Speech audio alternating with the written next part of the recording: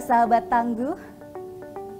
Kami hadir membawa informasi upaya Indonesia dalam membangun ketangguhan bangsa menghadapi bencana.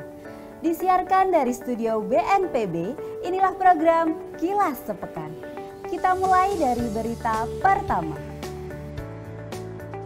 Pusat Pendidikan dan Pelatihan Penanggulangan Bencana atau Pusdiklat PB Badan Nasional Penanggulangan Bencana memberikan pelatihan kepada anggota Tentara Nasional Indonesia yang akan mengemban tugas misi perdamaian di Libanon pada Jumat 27 Januari. Sebanyak 20 anggota TNI dari Pusat Misi Pemeliharaan Perdamaian menerima pelatihan di Gedung INA DRTG Pusdiklat PB BNPB Sentul, Bogor. Para peserta diklat itu mendapatkan pembekalan yang meliputi bantuan hidup dasar, evakuasi dengan ambulans, praktek resusitasi jantung paru dengan menggunakan alat monitor, pengangkutan orang luka, praktek heating atau jahit luka, dan praktek pemasangan infus. Diharapkan dengan pelatihan ini memberikan pembekalan secara teknis untuk membantu tugas-tugas para anggota TNI saat mengemban tugas misi perdamaian di Libanon. Berita selanjutnya, Kepala BNPB Lejen TNI Suharyanto meninjau situasi dan kondisi pasca banjir longsor yang menelan 5 korban jiwa di kota Manado, Sulawesi Utara. Setibanya di kota Manado, Kepala BNPB memimpin rapat koordinasi bersama pemerintah Provinsi Sulawesi Utara beserta Forkopimda guna membahas percepatan penanganan darurat bencana dan antisipasi menghadapi cuaca ekstrim serta potensi bencana yang lainnya. Pada kesempatan ini, Suharyanto menyoroti rehabilitasi dan rekonstruksi pasca bencana yang merupakan titik awal mitigasi bencana serupa di masa depan. Suharyanto meminta agar pemerintah daerah tidak ragu dan segera mengambil kebijakan agar masa pemulihan dari tanggap darurat berjalan dengan baik. Usai melangsungkan rapat koordinasi, Kepala BNPB beserta rombongan dan segenap pemerintah daerah setempat meninjau lokasi terdampak dan memberikan bantuan berupa dana siap pakai beserta bantuan lain berupa logistik dan peralatan sesuai kebutuhan dasar warga terdampak. Adapun bantuan DSP untuk Kota Manado adalah sebesar 500 juta rupiah dan logistik senilai 250 juta rupiah. Sedangkan untuk Provinsi Sulawesi Utara adalah sebesar 700 juta rupiah dan logistik senilai 300 juta rupiah. BNPB juga memberikan dukungan DSP kepada pemerintah Kabupaten Sangihe untuk operasional dan penanganan banjir sebesar 500 juta rupiah dan logistik senilai 250 juta rupiah. Kepala BNPB Lejen TNI Suharyanto memimpin rapat koordinasi dengan aplikator yang akan melakukan pembangunan kembali rumah terdampak gempa Cianjur yang diselenggarakan di Pendopo Kabupaten Cianjur, Jawa Barat pada Selasa 31 Januari.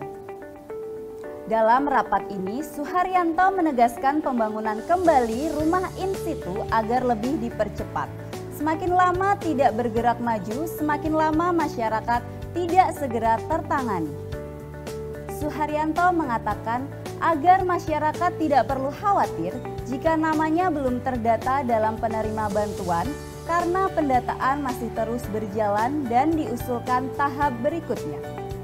Kemudian masyarakat diperkenankan untuk membangun rumah secara pribadi namun tetap mematuhi syarat yang telah ditentukan sesuai peraturan yang berlaku. Pemerintah melakukan pembangunan kembali rumah warga, yaitu pembangunan rumah in situ di mana rumah warga akan dibangunkan kembali di lokasi yang sama dengan dana yang telah ditentukan oleh pemerintah. Selain itu, bagi warga yang berada di zona merah diberikan rumah baru di daerah relokasi yang lebih aman di Desa Sirnagalih, Kecamatan Cilaku, dan Desa Murnisari, Kecamatan Mande. Mengawali tahun 2023, Badan Nasional Penanggulangan Bencana melalui Direktorat Sistem Penanggulangan Bencana memulai agenda Inaris Sambang Nusantara 2023. Kota Budaya Yogyakarta menjadi kota pertama dari agenda Inaris Sambang Nusantara. Tim BNPB melakukan sosialisasi di Universitas Nahdlatul Ulama Yogyakarta pada Jumat 27 Januari. Sedikitnya 80 peserta perwakilan mahasiswa hadir dalam sosialisasi tersebut. Sekretaris Eksekutif Universitas Nahdlatul Ulama Yogyakarta, Suharti, berharap kepada seluruh mahasiswa yang hadir dapat menjadi agen perubahan dan berperan aktif dalam upaya pengurangan risiko bencana di Indonesia. Setelah rampung di kota Yogyakarta, BNPB melanjutkan misinya di Kabupaten Klaten dengan menggandeng BPBD dan Forum Disabilitas pada Sabtu 28 Januari 2023. Sosialisasi dihadiri tak kurang dari 80 peserta gabungan dari relawan TRC, relawan Unit Layanan Disabilitas Penanggulangan Bencana, Kepala Sekolah SLB se-Kabupaten Klaten, BPBD Klaten, serta Pusdalop BPBD Kabupaten Klaten.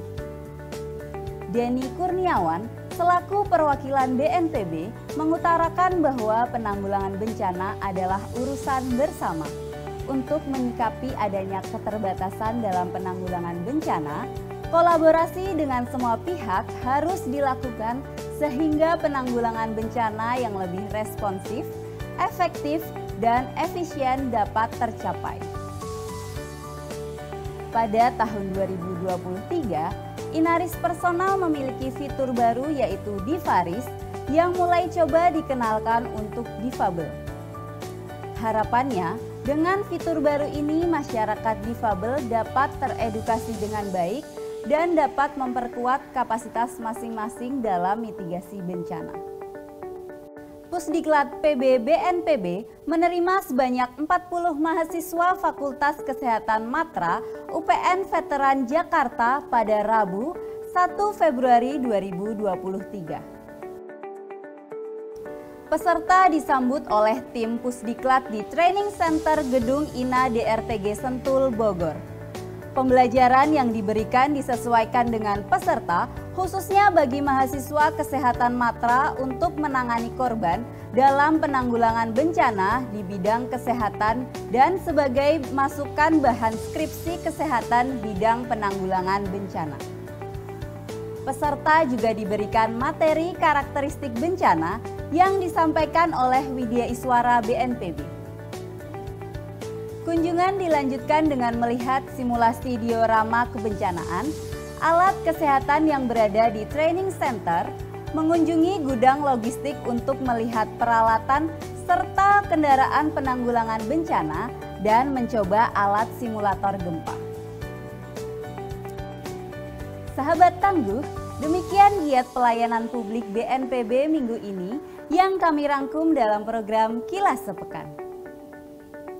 Mewakili seluruh tim yang bertugas dari studio BNPB, saya Nuraini Sabilus Syalami undur diri. Sampai jumpa di Kilas Sepekan selanjutnya. Salam sehat dari saya dan salam tangguh.